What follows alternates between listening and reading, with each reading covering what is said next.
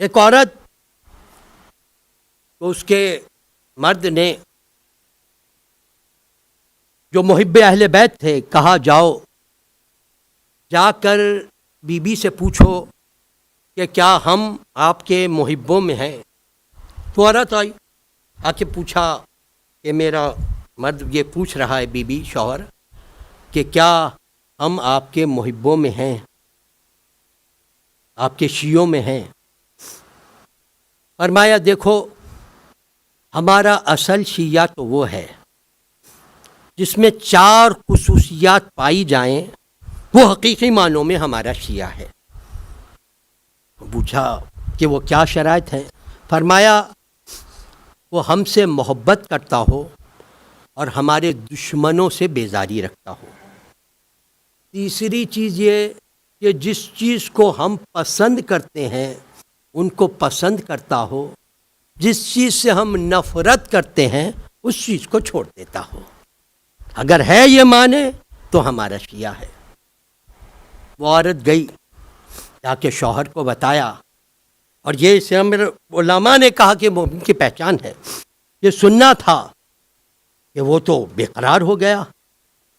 کہا فوری جا واپس بی بی کے پاس اور جا کے شہزادی سے پوچھنا کہ 2 جو شرائط ہیں نا, ان شرائط پر تو ہم پورا اترنے کی کوشش کرتے ہیں, وہ شرائط تو ہمیں پائی جاتی ہیں, لیکن باقی کی جو شرائط ہیں کہ جس چیز کو آپ پسند کرتے ہیں اسی کو پسند کر کے اس کو اختیار کریں, اور جس چیز کو آپ ناپسند کرتے ہیں یعنی شریعت ناپسند کر دیا ہے اس کو ہم ترک کر دیں مکمل.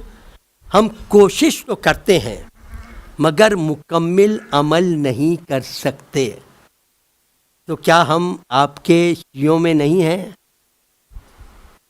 بی بی نے فرمایا دیکھو شیعوں میں تو ہو, لیکن ایک فرق ہے ان شیعوں میں کہ جو ان 4 شرائط کو پورا کرتے ہوں اور جو فقط 2 کو پورا مکمل کرتے ہوں اور 2 کے اندر کمزور ہوں. اس میں ایک فرق ہے. فرق یہ ہے کہ 4 شرائط ماننے والے عرصہ محشر سے فی الفور جنت میں داخل ہو جائیں گے. عرصہ محشر میں آئے فی الفور جنت کے اندر داخل ہو جائیں گے. اس کے ساتھ ان کے اوپر کوئی عرصہ اس طریقے سے نہیں ہوگا, فوری جنت کے اندر داخل ہو جائیں گے. اور جنہوں نے 2 شرائط تو پوری کی, باقی 2 شرائط کو مکمل نہیں کیا, سب سے پہلی چیز تو یہ ہے کہ شفاعت حاصل ہے. پہلوں کو بھی شفاعت حاصل ہے, لیکن ان کی چونکہ کردار ایسا رہا وہ چاسی کے ساتھ جنت میں داخل ہو گئے. باقی جو ہیں ان کو ہماری شفاعت حاصل ہوگی, لیکن کچھ ایسے گناہ ہیں کہ جن کی سزا ملے بغیر انسان جنت میں نہیں جا سکتا. کیونکہ ایک بات مسلمہ ہے, جنت سے جا کے کوئی واپس باہر نہیں نکلے گا. جنت میں ایک دفعہ چلا گیا.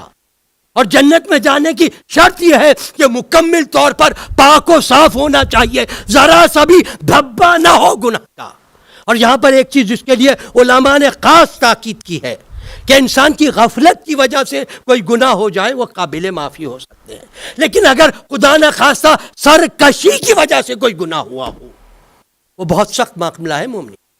ایک تو توبہ کی توفیق بھی ملے نہ ملے وہ الگ بات ہے, وہ الگ شرائط ہے, لیکن سرکشی, کیونکہ خدا کی ذات کو سرکشی مکمل ناپسند. سب سے پہلا سرکش شیطان تھا جس نے سرکشی کی تھی, کہا تھا میں افضل ہوں. سرکشی اسے نہیں پسند ہے.